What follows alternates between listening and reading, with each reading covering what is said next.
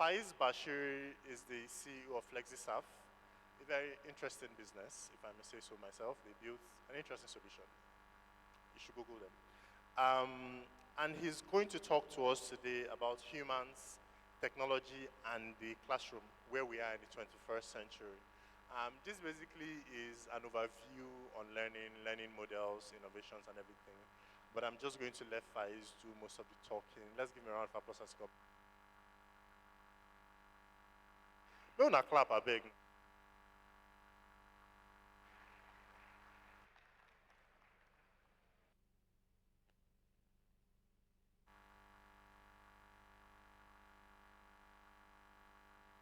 Hello, can you hear me? Yeah. Good morning all. My name is Faiz Bashir once again. I'm the CEO of FlexiSAF EduSoft Limited. FlexiSAF is an Edtech company with more than 10 years experience. And this morning, I would like to take us through the journey of Edtech. What's Edtech and how far have we gone? And hopefully in the panel session, we'll discuss more about the next phase of Edtech. But education technology, if you think about it, is really about the combination of software and hardware. Next slide, please. The combination of software and hardware to aid learning. So if we think about technology, we can say that Edtech has been existing from time immemorial. Technology has been used, during the world wars and so on to aid training of soldiers and all of that. So by the time, PCs started becoming popular, next slide, around 1980s, if you go through the journey of PCs, when you see Apple or Windows in those days trying to market PC, education was key, was one of the core promotion, and how can we now use this technology to simplify learning, right? So this is because of the importance of education. And whenever new technology, comes about, it's always about how can we use this technology, to improve learning. And that's what has been evolving, in education technology. So as far back as 1980s, when PCs were popular, we've started seeing school information management systems. Radical Software, which was founded in 1980, is a US-based software company that helps in computerizing and improving schools' processes. And we have capital SIMs in the UK too, as far back as 1984 or thereabout. So in essence, Edtech has been existing for long, and has been evolving as technology evolves. So by 1990s, when the web was invented, and wikis became very popular, publishing was democratized, and access to to resources became very, very readily available. Wikipedia today has become the de facto platform where we access vast information in terms of education and learning, with more than 6 million articles today. So when web was invented, it has really changed the dynamics and making access to education resources readily available. And by 2001, Web 2.0 was very popular. Web technologies have matured and so on. And e-learning started becoming a common phrase, a common keyword. How can we seize the opportunities of all these technologies to even take learning outside classroom? How can we bring these things together and make learning electronic and virtual? So in 2002, MIT OpenCourseware was announced. 1 year earlier, but by 2002, the concept of education resources, became very popular. And the whole idea is what is happening within just the four walls of a classroom where you have maybe only tens or hundreds of students. How can we make it available such that millions of people can benefit? We have popular open courses now that hundreds and thousands of students participate in that classroom in one sitting. So by 2002, open courses have started becoming available, and all this is because of technology, right? Internet was becoming readily available, the web has matured, and so on. So by 2004, learning management system started becoming, something that is necessary. We have all these technologies, we have websites, we have different content. So, but how do we organize these things in a classroom setting kind of, or lecture setting kind of? So that's what learning management system tried to address. And Moodle, which was launched in 2000, an open source platform for LMS, tried to simplify this. And today we have tens or hundreds of different LMS platforms. And the whole idea is, organize these resources, organize the classroom structure, the modules, and so on. And today we have, I believe, in this hall, we have many people that have earned degrees, or masters, just, by sitting at the comfort of their homes. Online learning is very, very popular with with LMS and all these technologies. By 2005, video technologies has advanced, compression, technologies has also really advanced. So video, YouTube, and with the launch of YouTube, video publishing, was also democratized. So people can now build their content, share globally, and so on. And if you think about it, it's beyond, it's not just about entertainment. Like I explained earlier, because of the importance of, education, any new technology that comes about, the next thing educators think about, how can we use this, to really make improved learning and so on. And as we speak today, YouTube is the largest, educational video resource platform in the world you can think of. If you agree with me that if we have any challenge now or we have a problem, one of the first things we think about, let me search for a solution on YouTube. And I guarantee you 99% of the time you'll get that solution. But just, publishing videos is not enough. Especially in a formal educational setup, you need it to be more organized and so on. And that's where software like Khan Academy come to play. With students now spending a lot of time watching videos and so on.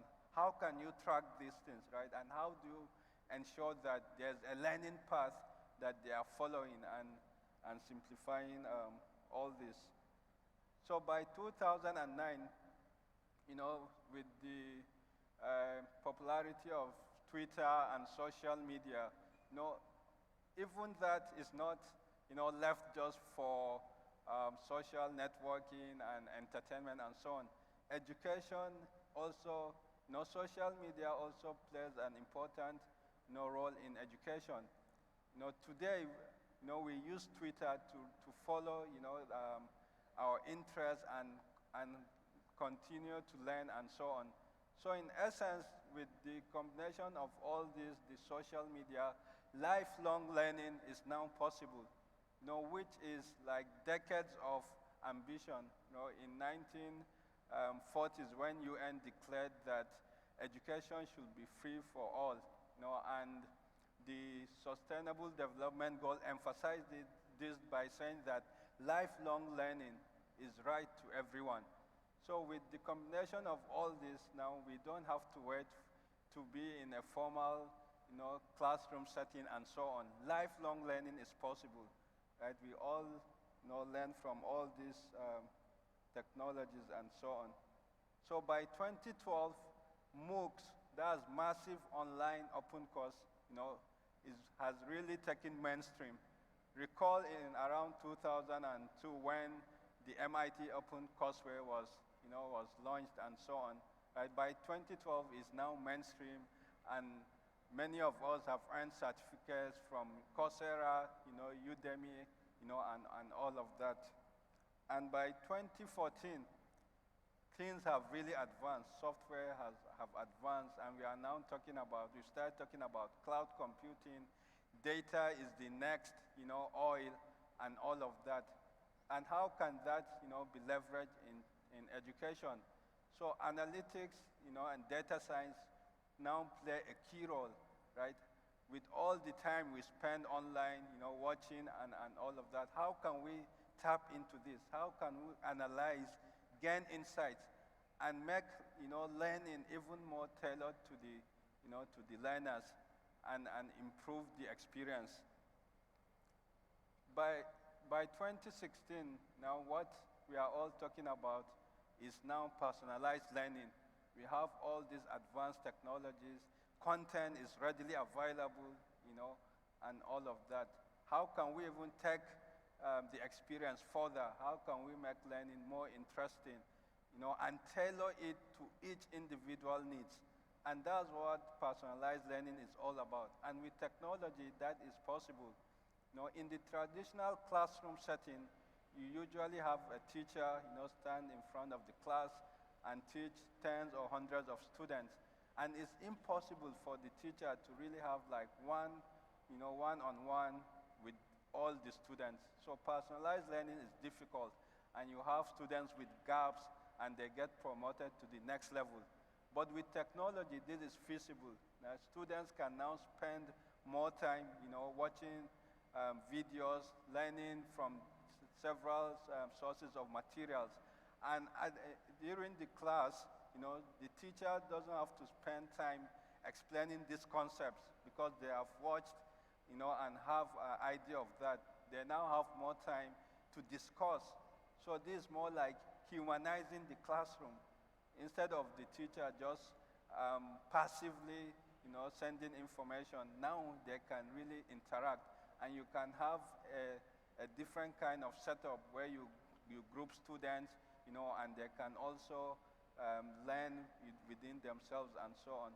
So personalized learning is now, mainstream, and that's what Edtech, right? All this advancement and so on is able to, to achieve.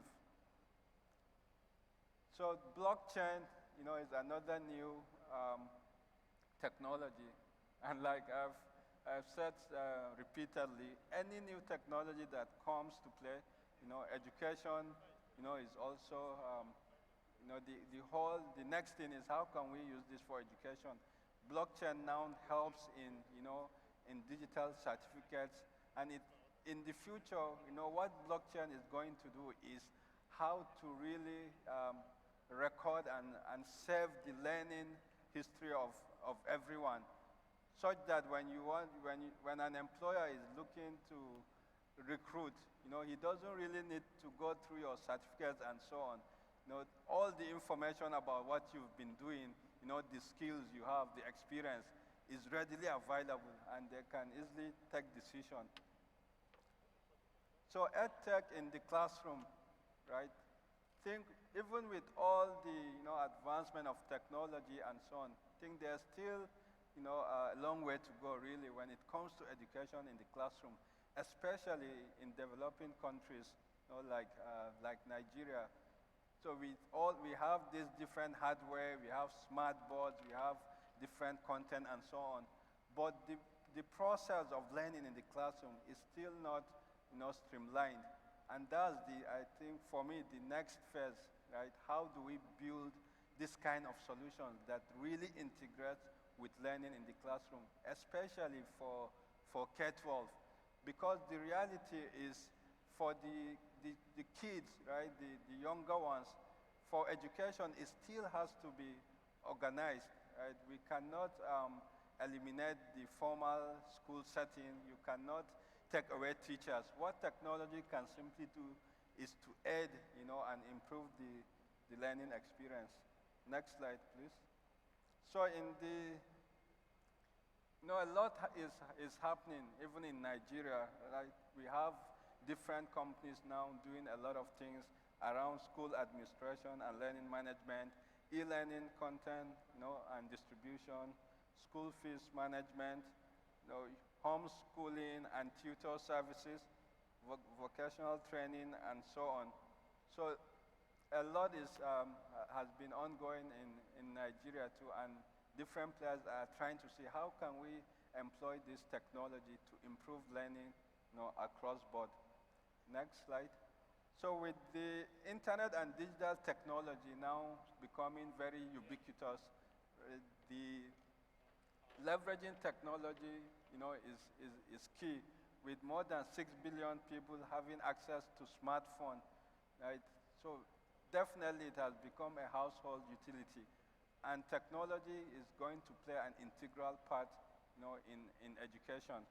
But the next big question we should ask ourselves is, really, is technology, democratizing everything, or is it increasing the divide between those that have access and those that don't?